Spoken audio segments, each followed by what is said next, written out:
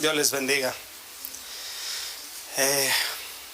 Vamos a, si me puede acompañar por favor al libro de Ruth.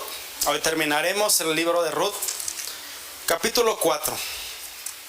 Recordemos, a esta altura tal vez ya sepamos dónde se ubica Ruth. Está después del libro de los jueces y antes del libro de Primera Samuel. Libro de Ruth, capítulo 4. Vamos a leer del versículo 1 al versículo 22. Es decir, vamos a leer todo el pasaje. Dice así: Boaz subió a la puerta y se sentó allí. Y he aquí, pasaba aquel pariente de quien Boaz había hablado. Y le dijo: fulano, ven acá y siéntate. Y él vino y se sentó. Entonces él tomó 10 varones de los ancianos de la ciudad y dijo: sentaos aquí. Y ellos se sentaron.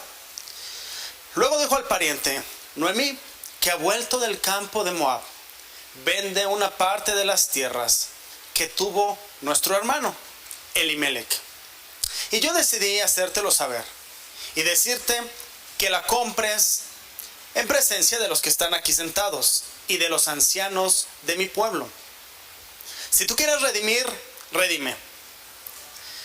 Y si no quieres redimir, decláramelo para que yo lo sepa, porque no hay otro que redima sino tú y yo después de ti. Sino tú y yo después de ti. Y él respondió: yo redimiré. Entonces replicó Boaz: el mismo día que compres las tierras de mano de Noemí, debes tomar también a Ruth la moabita, mujer del difunto, para que restaures el nombre del muerto sobre su posesión. Y respondió el pariente: no puedo redimir para mí, no sea que dañe mi heredad. Redime tú usando de mi derecho, porque yo no podré redimir. Había ya desde hace tiempo esta costumbre en Israel, tocante a la redención y al contrato, que para confirmación de cualquier negocio, el uno se quitaba el zapato y lo daba a su compañero, y esto servía de testimonio en Israel. Entonces el pariente dijo a Boaz: tómalo tú. Y se quitó el zapato. Y Boaz dijo a los ancianos y a todo el pueblo: vosotros sois testigos hoy de que he adquirido de mano de Noemí todo lo que fue de Elimelech y todo lo que fue de Kelión y de Malón, y que también tomo por mi mujer a Ruth la moabita, mujer de Malón, para restaurar el nombre del difunto sobre su heredad, para que el nombre del muerto no se borre de entre sus hermanos y de la puerta de su lugar. Vosotros sois testigos hoy. Y dijeron todos los del pueblo que estaban a la puerta con los ancianos: testigos somos. Jehová haga a la mujer que entra en tu casa como a Raquel y a Lea, las cuales edificaron la casa de Israel. Y tú seas ilustre en Éfrata, y seas de renombre en Belén. Y sea tu casa como la casa de Fares, el que Tamar dio a luz a Judá, por la descendencia que de esa joven te dé Jehová. Vos pues tomó a Ruth, y ella fue su mujer, y se llegó a ella, y Jehová le dio que concibiese y diese a luz un hijo.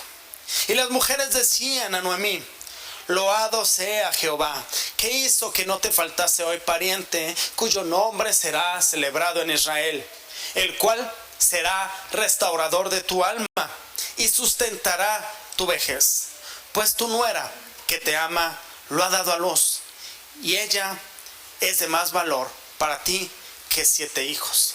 Y tomando Noemí el hijo, lo puso en su regazo y fue su aya. Y le dieron nombre las vecinas diciendo: le ha nacido un hijo a Noemí, y lo llamaron Obed. Este es padre de Isaí, padre de David. Estas son las generaciones de Fares. Fares engendró a Esrón. Esrón engendró a Ram. Y Ram engendró a Aminadab. Aminadab engendró a Nazón. Naasón engendró a Salmón. Salmón engendró a Boz. Y Boz engendró a Obed. Obed engendró a Isaí. E Isaí engendró a David. Vamos a orar, hermanos.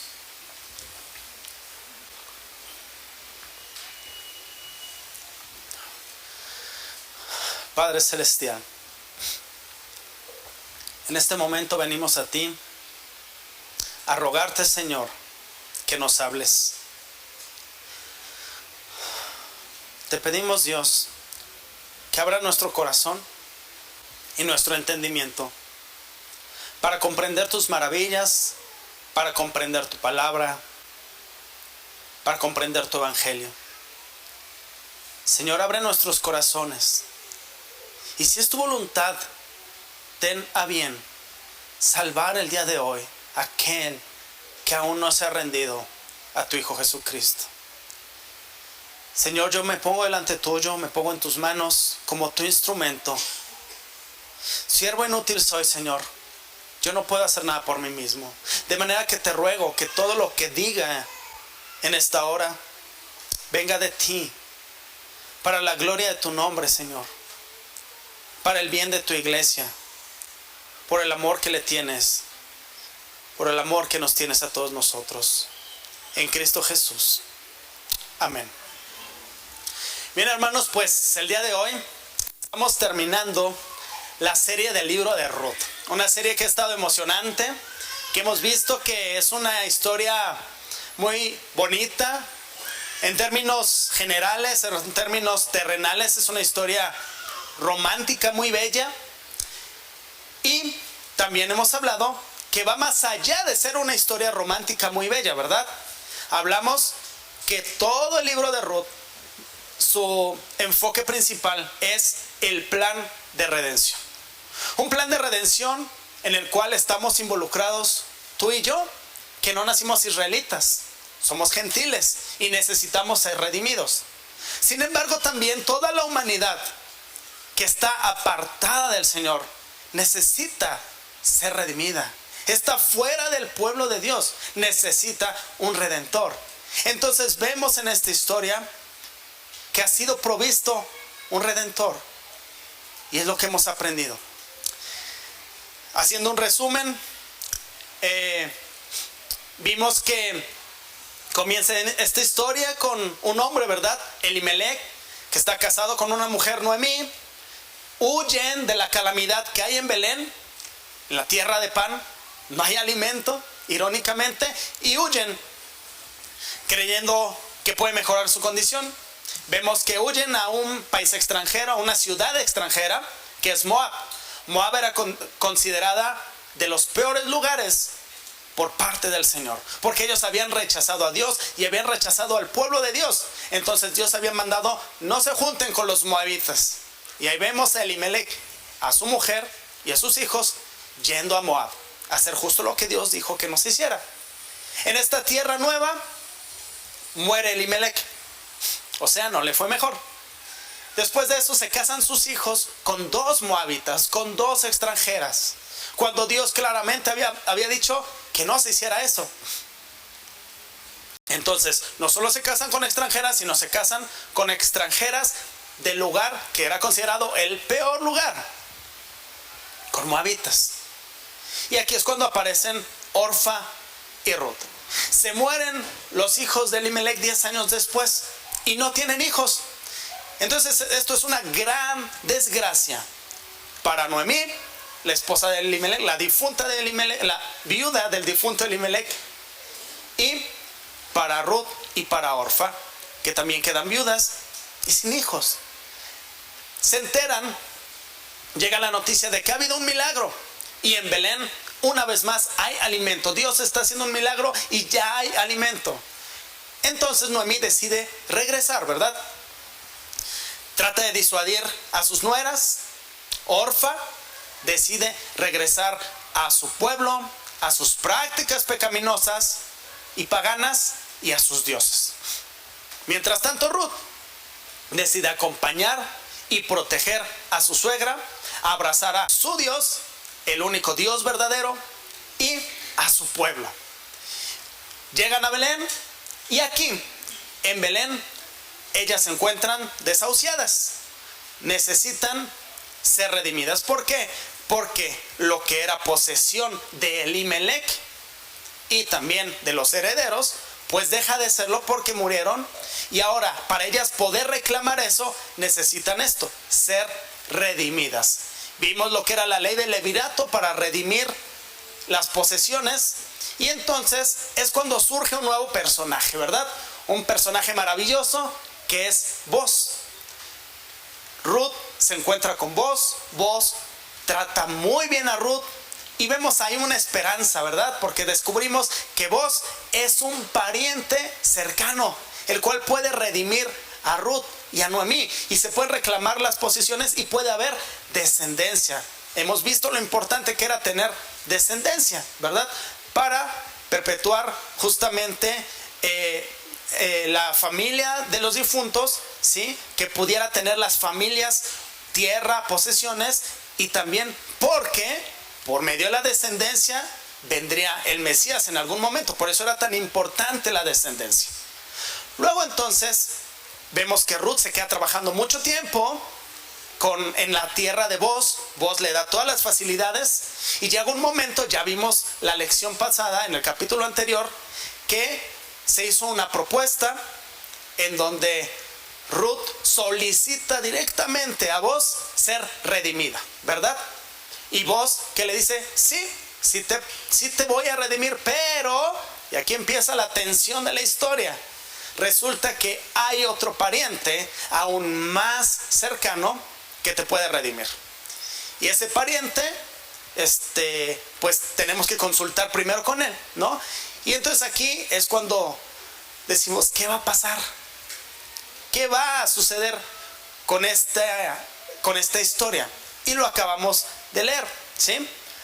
Ahora, esto es con respecto a la historia, pero con respecto a lo que hemos aprendido de la historia, vemos varias cosas. Primero, aprendimos que el pecado siempre va a traer calamidad, ¿verdad? Pero que en Dios siempre hay esperanza. De igual manera, aprendimos que por terrible y difícil que esté la situación, no dudemos, sino confiemos en ¿qué? En la providencia del Señor. Pues Dios está en absolutamente control de todo, o en control absolutamente de todo, ¿sí? Y entonces hemos visto todas estas cosas. Ahora, el día de hoy, si bien hemos entendido que hay muchos personajes en esta historia, hay algunos personajes que son Ruth, Noemí, Orfa, los hijos, Elimelec, Booz. Sin embargo, aunque algunos se distinguen más que otros, hemos aprendido que el personaje principal no es ninguno de ellos, ¿verdad? Sino que el personaje principal es Jesucristo, ¿sí? Quien es el redentor de nuestras almas, porque hemos visto que esta historia se trata de nuestra redención. Sin embargo, no obstante, para el fin de lo que aprenderemos hoy, vamos a comparar a dos personajes. Estos dos personajes, el día de hoy, los vamos a comparar de manera que podremos confirmar lo que la Biblia nos enseña a lo largo de todas sus páginas. Y es que el malo perecerá, mas el justo prosperará. Ese es nuestro punto principal el día de hoy. El malo perecerá, mas el justo prosperará. Aquí, como ya hemos leído, entonces tenemos dos personajes, ¿verdad? Uno es Booz y otro es, le llama el autor, el fulano, ¿sí? Así se le llama, el fulano, así como nos decían nuestras mamás o nuestras maestras de chiquitos, el fulano, mengano, perengano, así, tal cual, así, el fulano.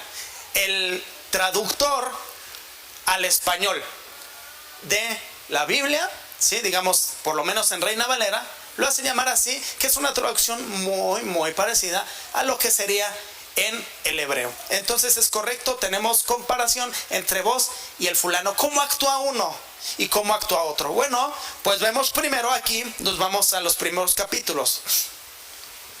Quedamos que en el capítulo anterior Noemí le termina diciendo a Ruth, tranquila, porque vos seguramente no descansará hasta que esto sea solucionado hoy mismo. ¿Se acuerdan?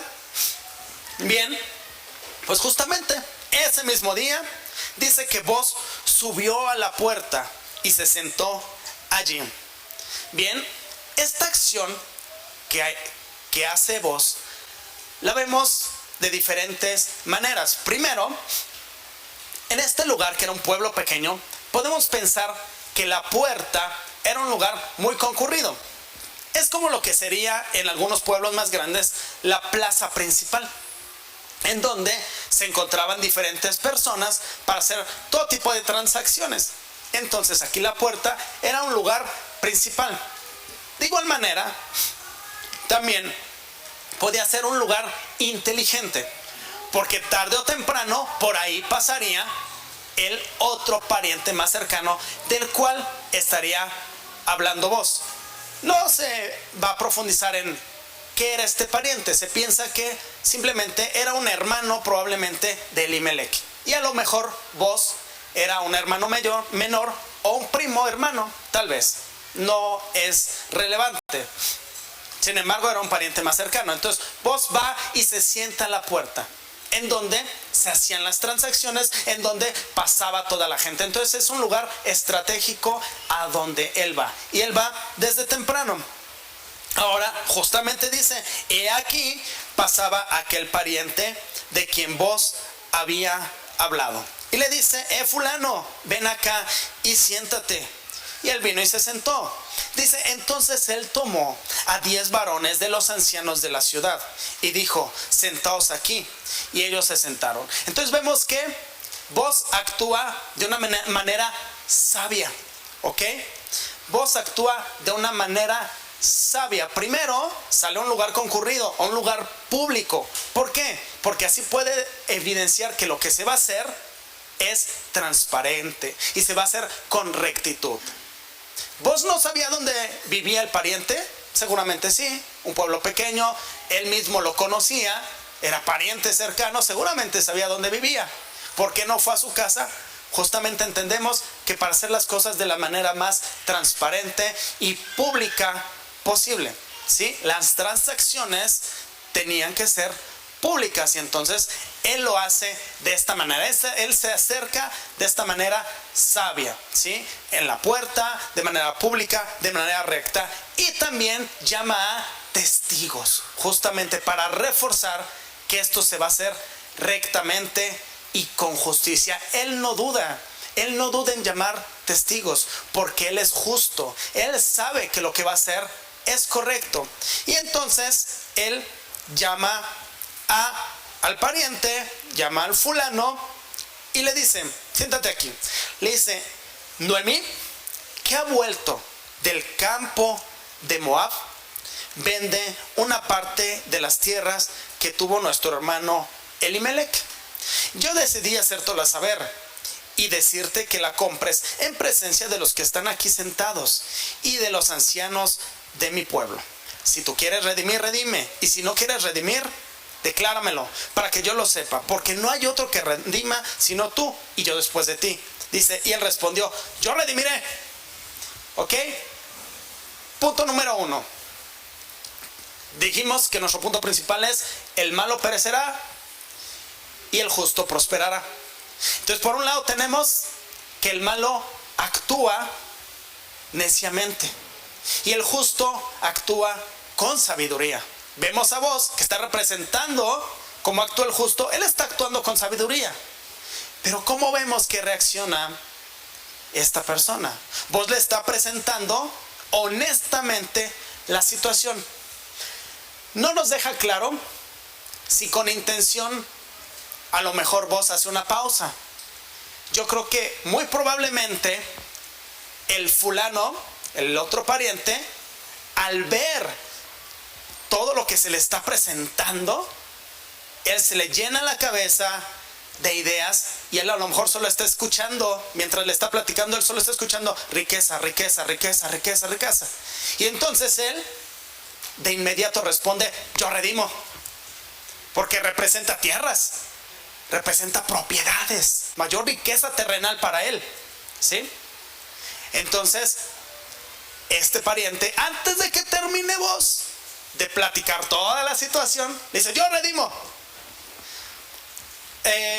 Como un ejemplo que me vino a la mente al estudiar este pasaje, yo soy profesor de una primaria y a mí me gusta mucho divertirme con los alumnos, jugar y demás. Y en muchas ocasiones, sobre todo con los más chiquitos, llegas y para captar su atención, para que se concentren, dices: a ver, levante la mano, ¿quién vino hoy? Levanta la mano, ¿no? Levanten la mano los que sí se bañaron, levanten la mano, ¿no? Levanten la mano los más guapos, levanten la mano, ¿no? Levanten la mano los más inteligentes, levanten la mano luego. Y así te la llevas. Y de repente de la nada dices: levanten la mano los que huelen feo, y levantan la mano. Entonces así se me imagina el pariente, ¿no? Fulano, le están diciendo una cosa, otra, y él levantó la mano: yo redimo, ¿no? Sin ver lo que seguía. ¿Y qué es lo que seguía? Vos está actuando con honestidad.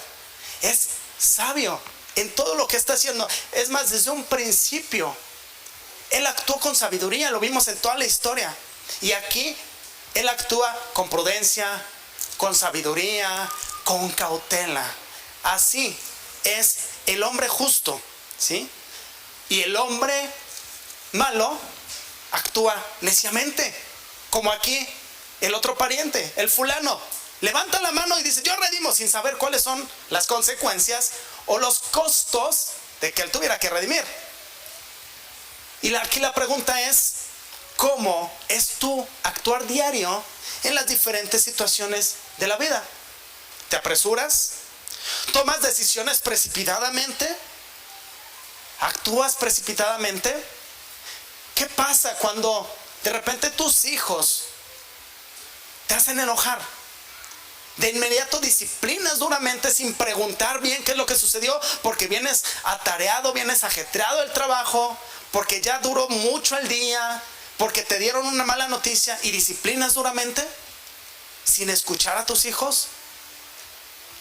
¿O cómo eres tú, hijo o hija, con tus hermanos, cuando de repente se comieron algo que tú habías apartado en el refri, ¿sí? O cuando de repente te castigan o te regañan a ti en lugar de regañar al que sí hizo la maldad. Luego lo reclamas, luego lo te vas sobre de tus hermanos. ¿Actúas precipitadamente? ¿Cómo actúas? ¿Actúas sabiamente o actúas neciamente? ¿O qué tal en la calle? Decíamos la vez pasada, cuando se te atraviesa un auto, lo persigues para cerrártele, ¿no? Hay personas que van caminando muy apresuradamente y chocan a otras y reaccionan, ¿verdad? A veces no controlamos nuestro carácter y también reaccionamos. Y hay varios ejemplos. En la escuela, ¿cómo actúas cuando eres tratado injustamente? ¿Eres sabio? ¿Te acercas al maestro al final de la clase y: maestro, ¿sabe qué? No estoy de acuerdo, le presentas tus argumentos? ¿O enfrente de toda la clase neciamente dices: es que usted está mal, creyendo que te van a apoyar todos, y al final resultas abandonado? ¿Cómo actúas diariamente? ¿En tu escuela o con los hermanos de la iglesia? Que a lo mejor algún hermano busca exhortarte o te dice algún comentario, ¿haces cara? ¿Le dejas de hablar? ¿Dejas de congregarte? ¿Empiezas a murmurar con los demás hermanos? ¿O actúas sabiamente? ¿Te guardas el orgullo? ¿Meditas delante del Señor?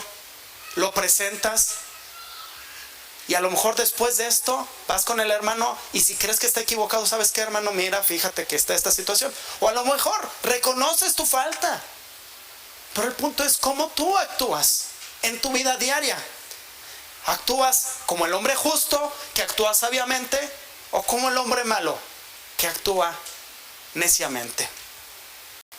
Bien, ¿qué tal cuando se te presenta una oportunidad, tal vez de trabajo o de inversión? ¿Te brillan los ojos? Y dices: va, le entro a la pirámide, que no es pirámide, ¿no? Un ejemplo, no digo que sea malo. O le entro a este negocio que a lo mejor ni siquiera sé si está bien llevado a cabo, si hay alguna mala transacción, algún fraude. Pero le entro porque me brillan los ojos. Sonó bastante bien. Y no me pongo a meditar si este negocio o este trabajo que me están ofreciendo glorifica al Señor o no lo glorifica. ¿Actúo neciamente o actúo sabiamente? ¿Actúo como el justo o actúo como el malo? Hay que meditar en esto, hermanos. Bien, después vemos que, como segundo punto, el malo busca su propio bien, mientras el justo busca el bien de su prójimo antes que el suyo propio. Y aquí vamos a explicar esta parte, porque resulta que vos, después de que él dijo yo redimo, ya le explica la continua. Bueno, déjame continuar. Le dice, si tú decides redimir, dice, si quieres redimir, redime. Dice, el mismo día que, versículo 5, el mismo día que compres las tierras de mano de Noemí, debes tomar también a Ruth, la moabita, mujer del difunto, para que restaures el nombre del muerto sobre su posesión. Y chequen qué interesante respuesta del fulano. No puedo redimir para mí, no sea que dañe mi heredad. Redime tú usando de mi derecho, porque yo no podré redimir. ¿Cómo es que sería dañada su heredad? Bien, la ley del levirato funcionaba de la siguiente manera. Ya vimos a grandes rasgos los detalles de esta ley, ¿sí? Un pariente cercano tenía que redimir, ¿sí? Las tierras, las propiedades y demás. Vale la pena mencionar que el nombre levirato viene de levir, ¿sí? Que significa cuñado o algo semejante. Levir, la ley del levirato. ¿Qué sucedía? Bien, muere el esposo.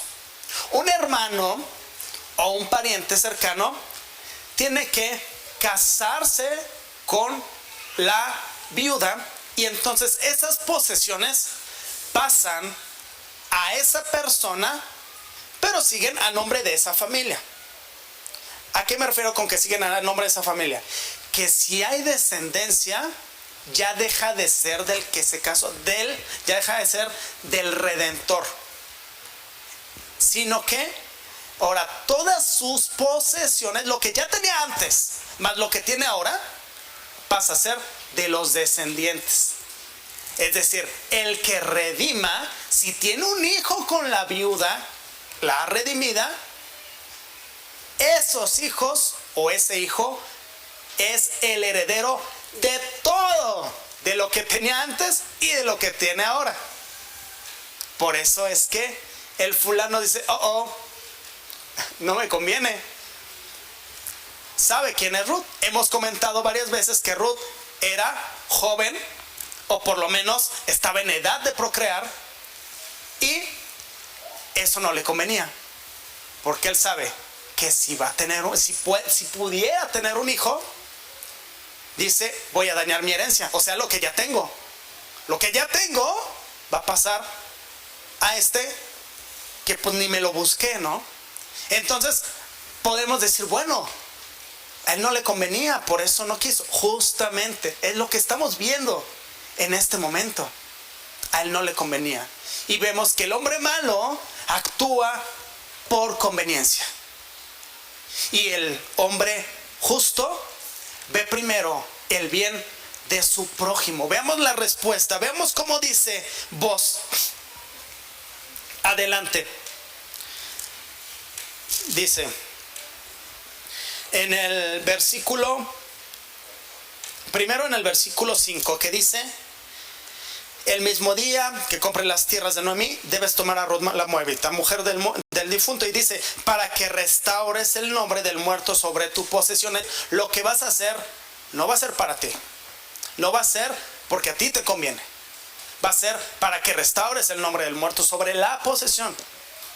Y después, más adelante en el versículo 9, Vos, dice, ustedes son testigos hoy de que he adquirido de mano de Noemí todo lo que fue de Elimelech, todo lo que fue de Kelión y de Malón, y que también tomo por mi mujer a Ruth la Moabita, mujer de Malón, para restaurar el nombre del difunto sobre su heredad, para que el nombre del muerto no se borre de entre sus hermanos y la puerta de su lugar. Ustedes son testigos hoy.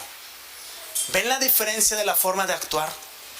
Vos está actuando de manera que Ruth y Noemí sean beneficiadas. Él no está pensando en él mismo. Él sabe que Ruth puede tener un heredero y que eso va a pasar a ser lo suyo, y lo de Elimelech va a pasar a ser de ese heredero. Todo va a pasar a ser de ese heredero. Y él no está diciendo lo que el fulano sí está diciendo.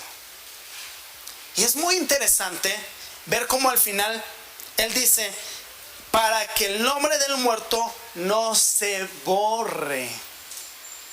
Qué interesante, ¿no? Que no se borre, dice, de entre sus hermanos.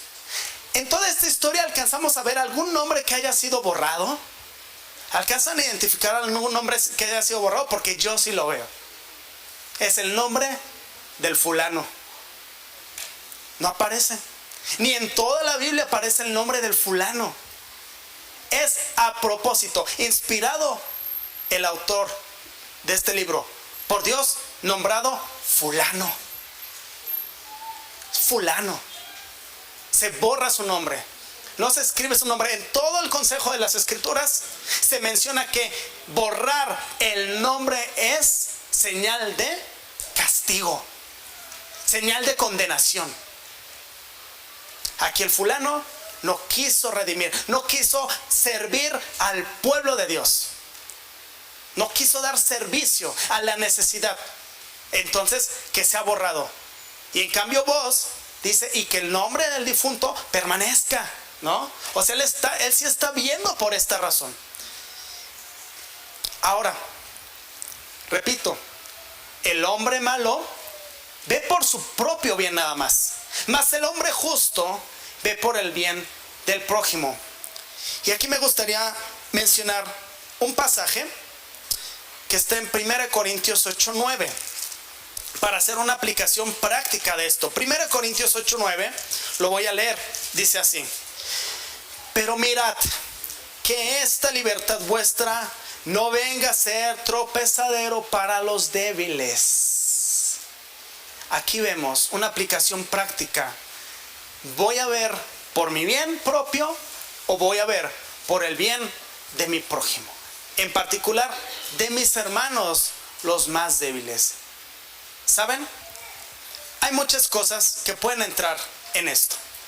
Por ejemplo, yo he visto cómo hermanas y hermanos se visten en diferentes iglesias de manera que podríamos pensar, a lo mejor no es la más apropiada para el día del Señor.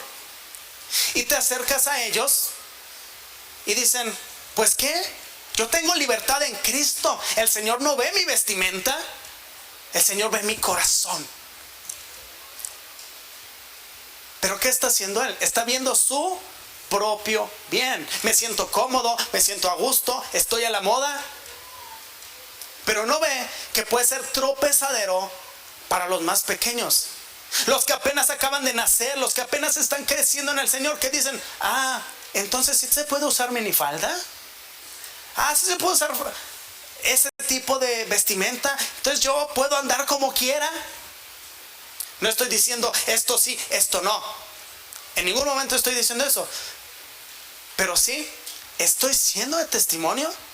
Yo estoy siendo de testimonio en mi forma de vivir, de manera que no sea piedra de tropiezo para mis hermanos. Yo tengo la libertad de hacer esto en mi vida.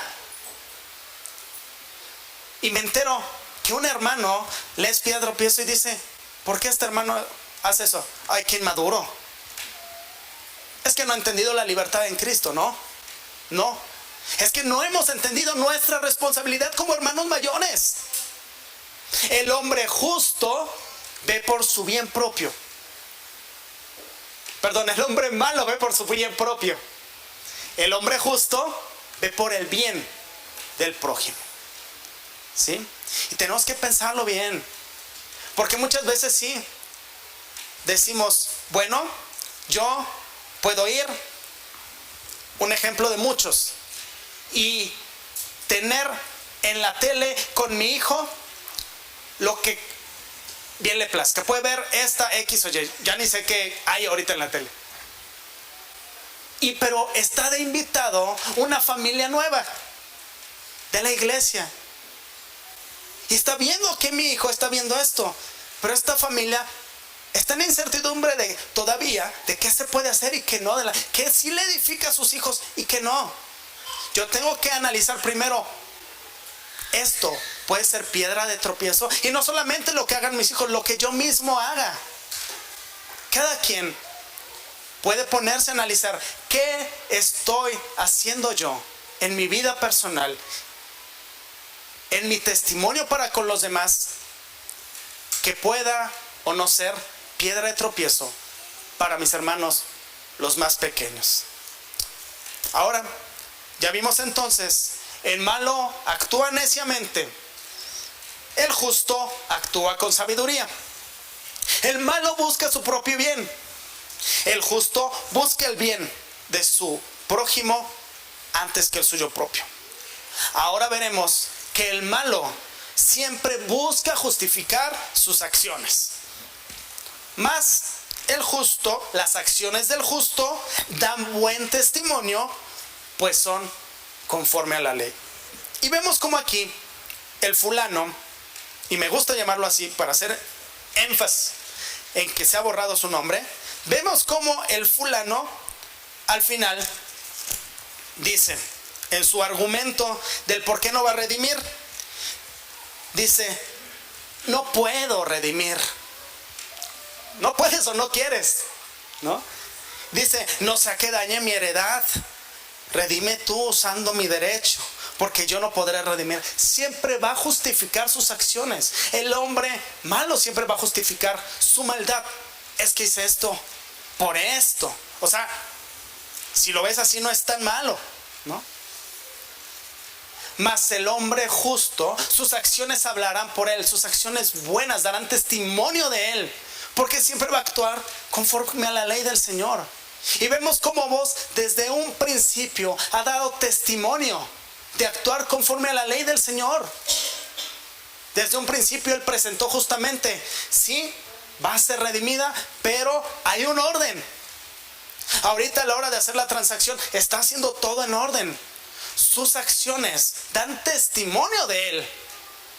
Al contrario de el fulano que busca justificar, no, ¿qué crees? Es que hoy no es el día de las redenciones para mí, ¿no?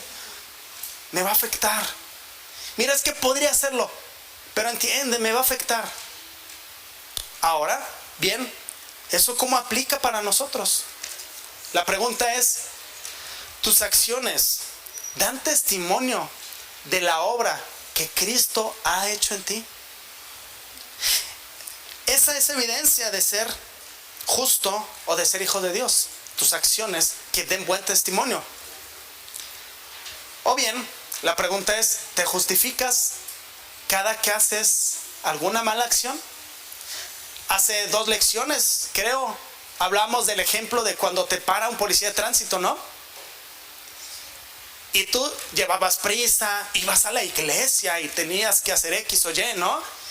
Y entonces le diste una ofrenda al policía. Ah, es que tenía que hacer esto, por eso, justificándote. ¿Te das cuenta? Nos justificamos caso de nuestras malas acciones. O cuando alguien hace trampa en la escuela, jóvenes, se te presenta la oportunidad de hacer trampa en la escuela. Ah, es que ¿sabes qué? Esto no nos lo enseñó el maestro y no es justo que nos haga examen de esto.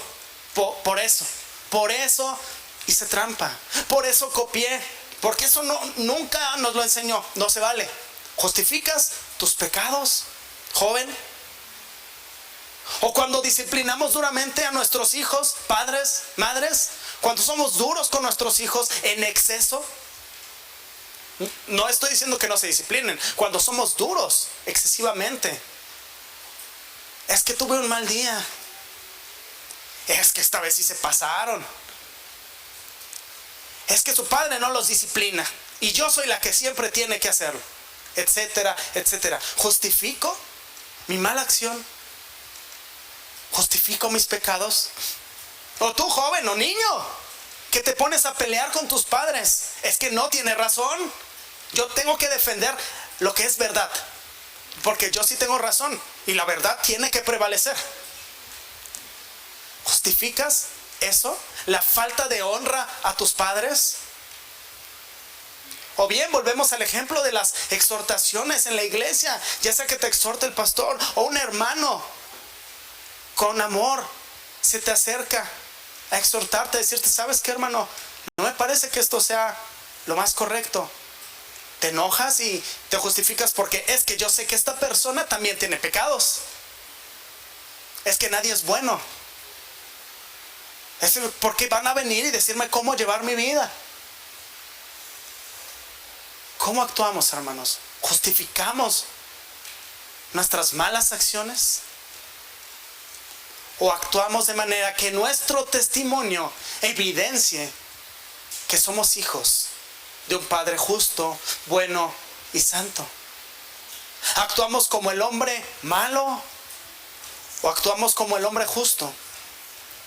Vemos entonces en estas comparaciones que el hombre malo actúa neciamente, mas el hombre justo actúa con su sabiduría. El malo solo busca su propio bien, mas el justo busca el bien del prójimo antes de ver por lo suyo propio. El malo busca siempre justificar sus acciones, mas el justo de sus acciones dan buen testimonio de él, pues actúa conforme a la ley del Señor. Y ahora vamos a ver un siguiente punto, que es: el malo menosprecia el tesoro. Y ahorita lo voy a explicar. El malo menosprecia el tesoro, las bendiciones, el evangelio, el reino. Mas el justo tiene en alta estima el tesoro, las bendiciones, el evangelio, el reino. Vemos en esta historia que el fulano no vio más allá de lo terrenal. Él no vio más allá de las propiedades, del dinero, de la riqueza que podría tener, o bien que podría perder. Pero vemos que vos vio más allá. Vemos que vos vio en una herencia eterna. Vemos que vos vio hacia futuro.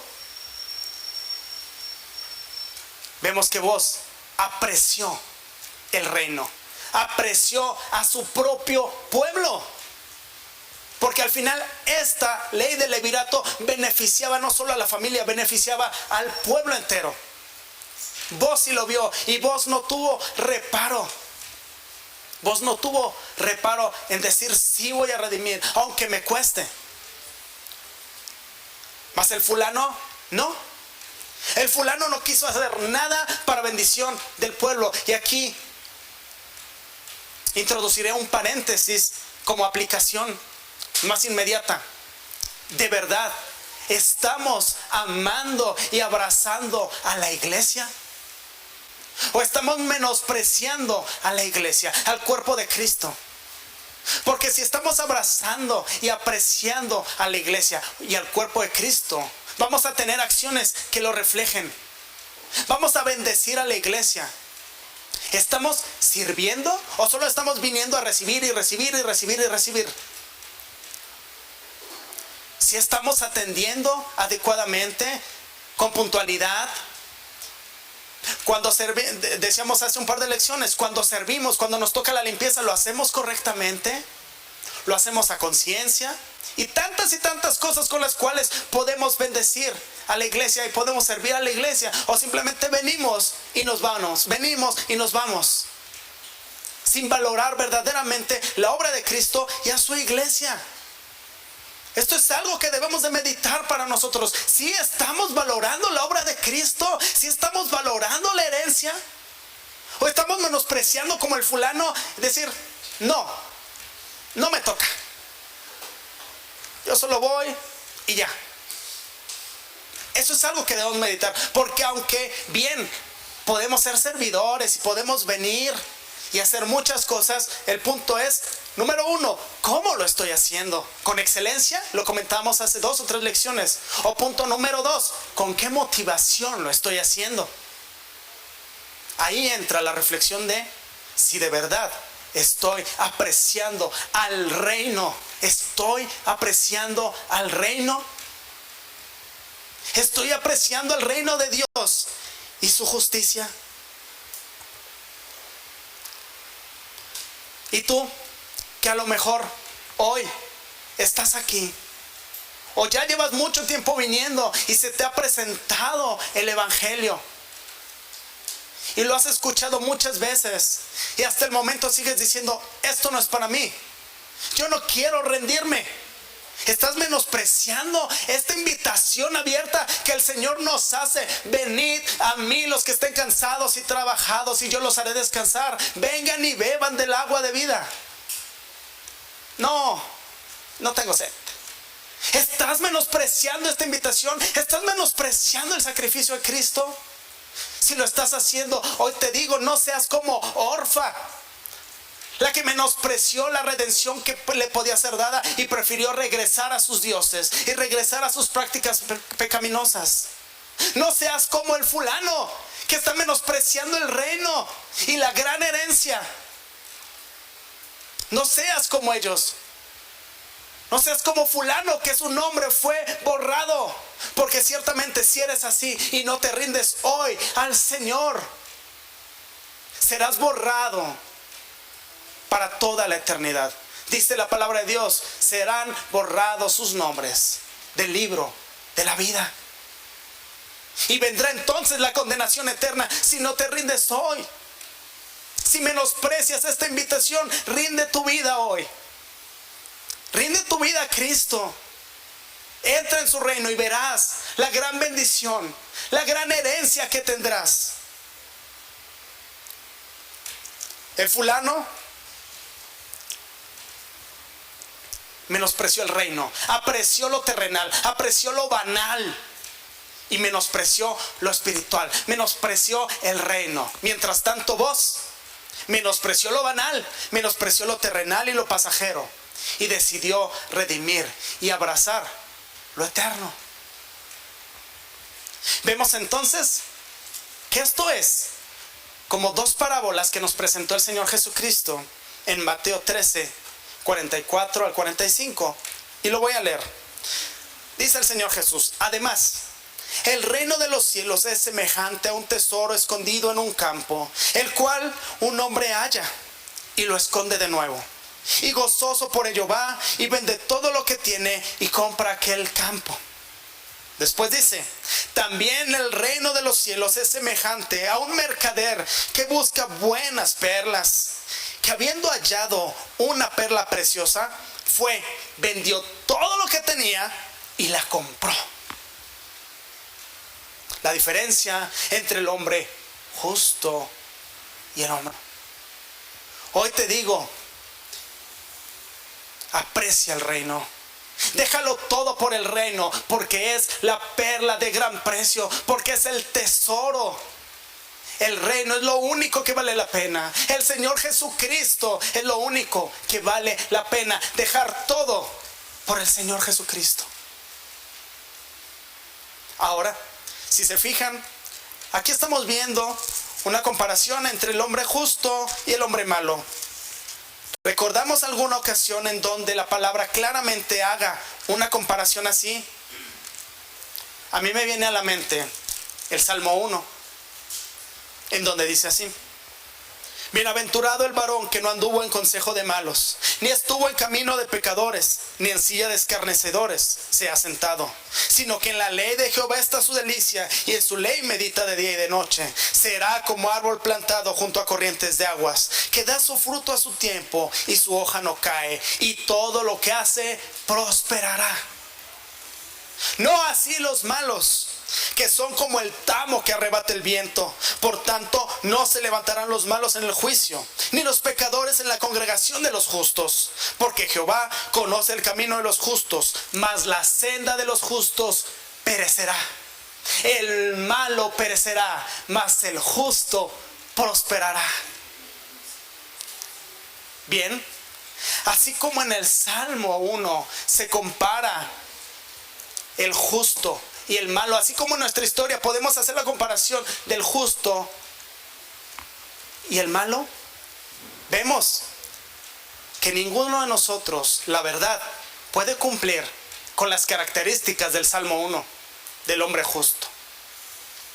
Mas uno solo pudo cumplir y sigue cumpliendo con estas características, y es el justo. Romanos 3:25 dice: a fin de que Él sea el justo. No dice Él sea un justo, Él sea el justo. ¿Quién? Jesucristo es el justo. El del Salmo 1 es Jesucristo. En virtud de nuestra unión con Cristo, nosotros somos justificados y podemos ser llamados justos. Entonces solo Cristo es el único justo. No podemos por nuestros propios medios ser justos. Necesitamos de Cristo. Así que ante todos estos ejemplos que nos hemos cuestionado hoy, decimos si somos justos o injustos, hemos de rogar al Señor: Señor, ayúdame por tu gracia a actuar como un hombre justo y depender de Cristo solamente. Pero ¿sabes? No solamente es el justo. Vemos que vos, nosotros, en esta historia, es un muy buen redentor. Hace todo increíble. Pero hay un más glorioso redentor. Y vemos que es anunciado en lo que se le dice a Noemí. Las mujeres, dicen que las mujeres le dijeron a Noemí lo siguiente: ayúdame por tu gracia a actuar como un hombre justo. Versículo 14. Y depender de Cristo solamente. Loado sea Jehová, que hizo que no te faltase hoy pariente, cuyo nombre será celebrado en Israel. ¿De quién estará hablando? ¿De vos? Que vos, nosotros, en esta historia. Vamos al siguiente versículo. Muy en redentor. Dice así: hace todo increíble. Pero no podemos por nuestros propios medios. Dice: cuyo nombre será celebrado en Israel, el cual será restaurador de tu alma y te sustentará en tu vejez, pues tu nuera que te ama lo ha dado a luz. No hablaba de vos. Las mujeres no están hablando de vos, están hablando del Hijo.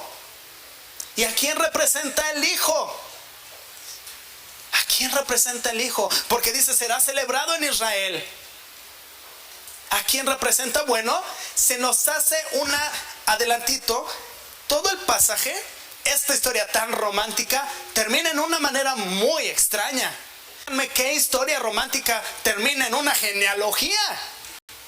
Si las historias románticas dicen serán felices por siempre y tan se acabó, pues esta genealogía es serán felices por siempre. Dice así: estas son las generaciones de Fares. Fares engendró a Esrón, Esrón engendró a Ram, y Ram engendró a Aminadab, Aminadab engendró a Nazón, y Nazón engendró a Salmón, Salmón engendró a Boz, y Boz engendró a Obed, Obed engendró a Isaí, e Isaí engendró a David. Es muy interesante esta genealogía. ¿Por qué? Bueno, si ustedes se dan el tiempo de leer capítulo 1 de Mateo y capítulo 2 de Lucas, o 3, no recuerdo, hay dos genealogías. La genealogía se entiende que es la genealogía de José, la genealogía de María, las genealogías de Jesús. ¿Cómo fue que Jesús llega a donde llega? Por medio de la simiente, por medio de la descendencia. ¿Y qué creen? viene de David. Viene de David. Por donde se le busque en las genealogías, viene de David. Pero no solo eso, viene de personas bien particulares. Primero, vemos que viene de la descendencia de Salomón con la mujer de Urías, ¿sí? Entonces ahí hubo pecado, ¿cierto? ¿Cómo? El Redentor, el Mesías. Bueno, no nos extraña si vemos estas genealogías que mencionan aquí. Comienza por Fares. ¿Quién es Fares? ¿Alguien se acuerda? Fares es descendiente de Judá, pero no con su primer mujer, sino con la que había sido mujer de su hijo. ¿Cómo? Sí. Cuando se muere su hijo, fíjense, ella no tuvo hijos, la esposa de su hijo. Y entonces Judá le dice a otro de sus hijos: redímela, ten hijos con ella para que prevalezca el nombre de tu hermano. Y su hermano no quiere hacerlo, la menosprecia. La menosprecia. Ella se llamaba Tamar. Tamar es menospreciada. Después de esto, pasa un tiempo, Tamar se disfraza de prostituta y Judá se llama a ella y tienen a Fares. De esta relación, en que si yo hubiera escrito una historia, lo hubiera hecho así, pero el Señor sí. El Señor lo hizo así. Y también menciona ¿a quién más? A Rahab. ¿Por qué a Rahab? Porque Rahab es la esposa de Salmón. Salmón que engendró a Boz. Salmón es el papá de Boz. ¿Y quién es Rahab? Bueno, pues es una extranjera. Es una extranjera. Y no solo extranjera, también era prostituta. Y de ahí viene la descendencia del Mesías. Desde entonces, hermanos, la Biblia nos está diciendo de muchas maneras: hay entrada para los gentiles en la salvación, hay redención para los gentiles. ¿De qué manera más hermosa termina esta historia? Díganme si no es la historia más hermosa. Es la historia de redención. Que la muerte de nuestro Señor Jesucristo, que su redención aplicaría no solamente para un pueblo que había sido apartado, sino también para los que estaban fuera, para los gentiles. Y lo hemos visto a lo largo de toda la historia de Ruth, pero también con la genealogía vemos que también fue enseñado a lo largo de toda la historia en las Escrituras.